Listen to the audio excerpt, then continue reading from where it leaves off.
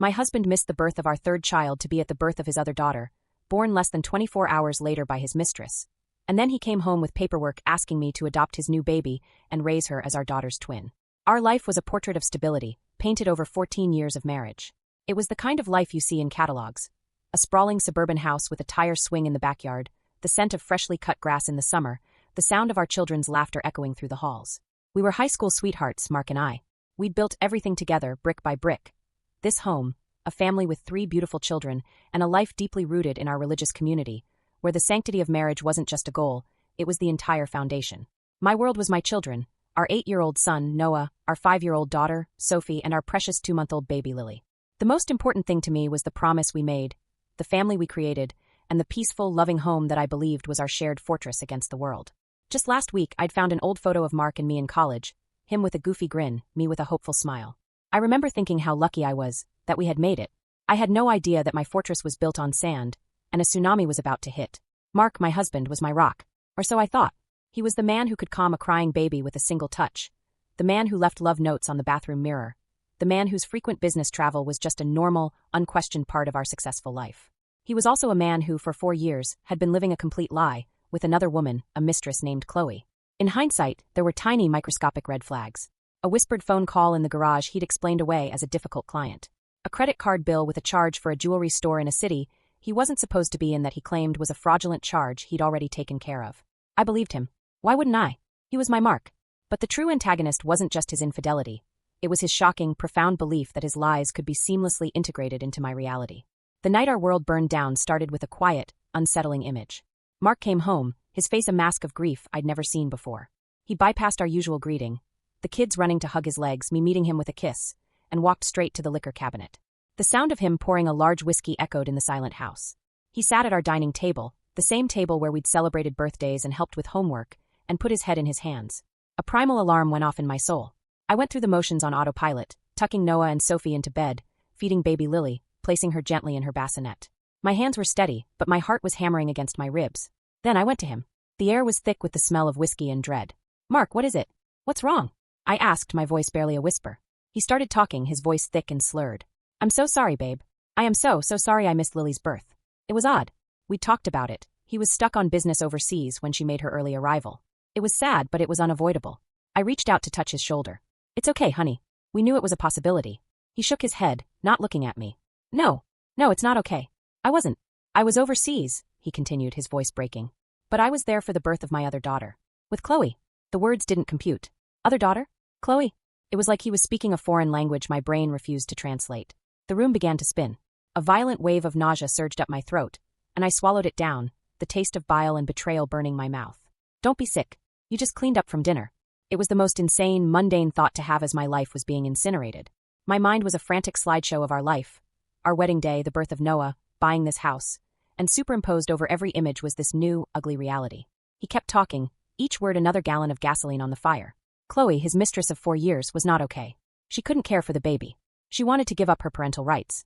She wanted us to raise her baby, as Lily's twin. I hadn't said a word. I hadn't shed a tear. I was a statue, frozen in a state of shock so profound it felt like I had left my body. But that last part, the suggestion that I would take this child, the living symbol of his betrayal, and raise it alongside my own precious, innocent daughter. That was the blow that shattered the ice.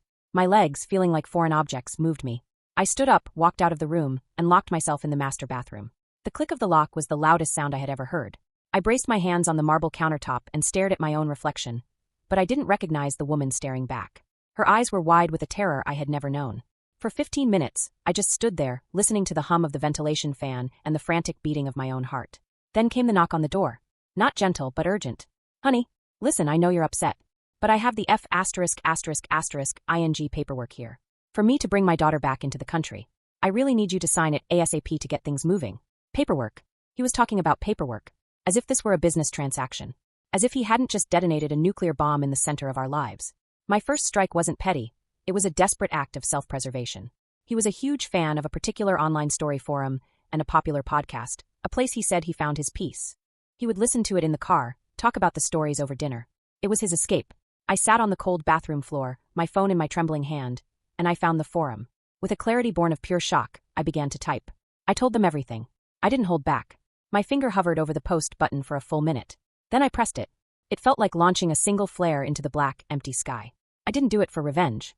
I did it so he could finally, truly hear me. He saw the post. His reaction wasn't the remorse or shame of a man caught in a terrible mistake.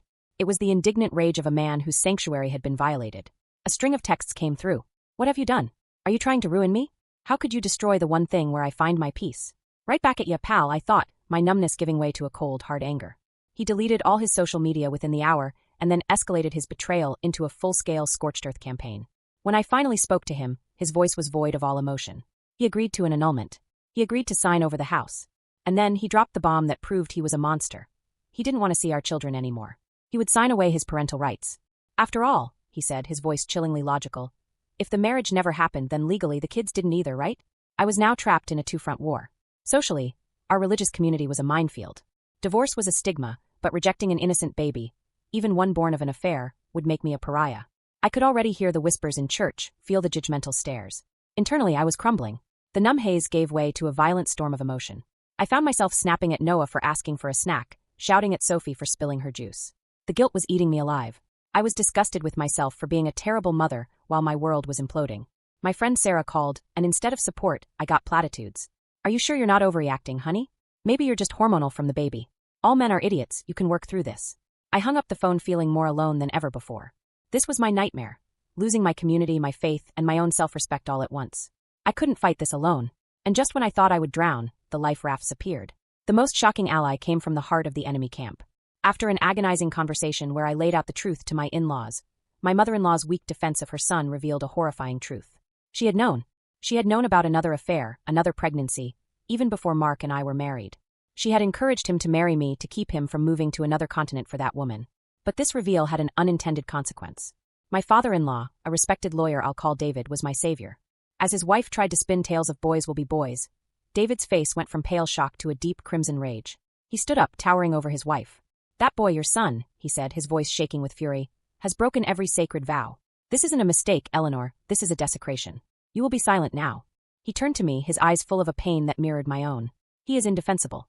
David immediately jumped into action. He was not just an emotional support, he was my legal general. He set up a portion of the family trust for me and the children, ensuring our financial security. And he was the one who realized we didn't need a divorce. We had grounds for an annulment based on profound fraud. The online community became my army. Thousands of strangers validated my feelings, condemned Mark's actions, and gave me the strength to believe I wasn't crazy. One comment read, "The baby is innocent, but your home is not a crisis center. Your only job is to protect the children you already have." The lowest point came a week later, during a long talk with Mark. I needed the whole truth, no matter how much it hurt. I thought I was prepared. I wasn't. Chloe wasn't the only one. There were several other women, past and present. And another child. A 13-year-old son, in another country, that I never knew existed. I was not a wife. I was a home base. A convenient, stable front for a man who had families scattered across the globe like a twisted game of Risk. The man I had known for over 2 decades was a complete stranger.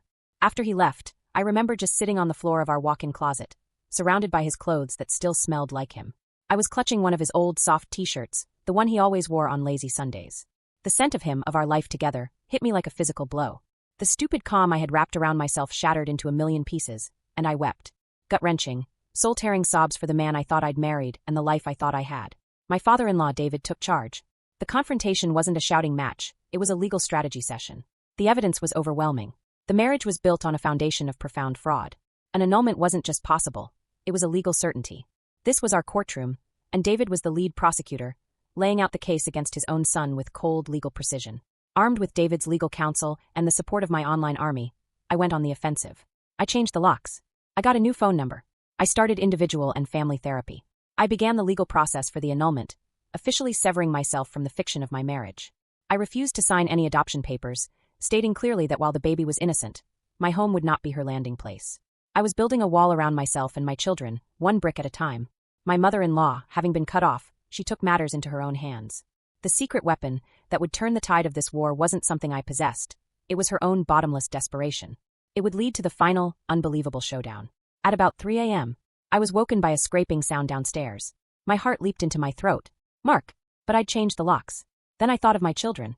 I crept out of bed, my feet silent on the hardwood floor, and peeked into their rooms. They were all sound asleep. My blood ran cold.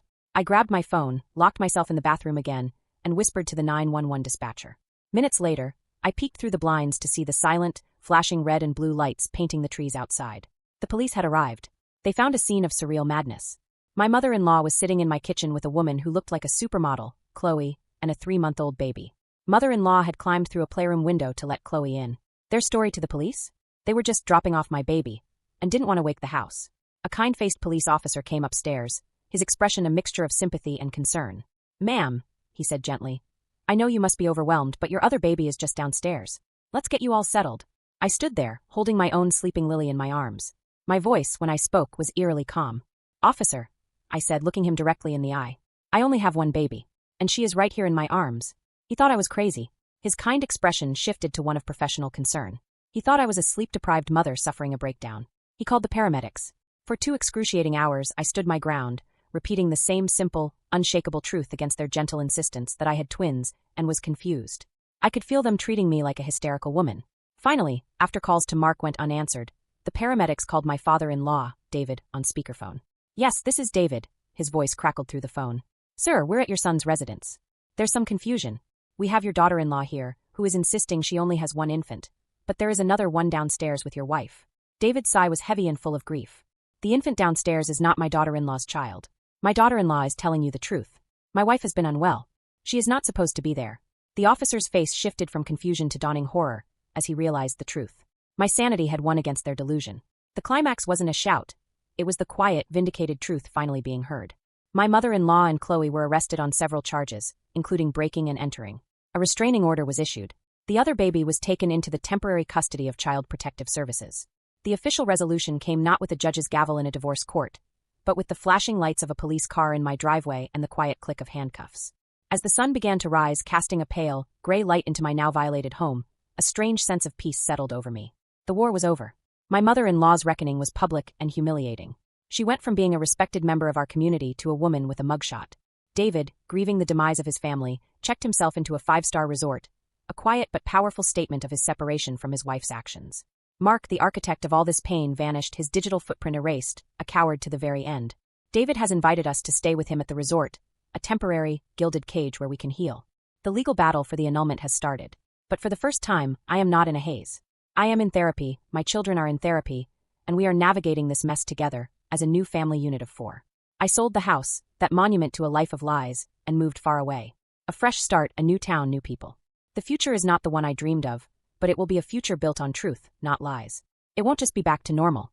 It will be a new reality, one where I am free, my children are safe, and the ghosts of the past have finally been exorcised. It will be better.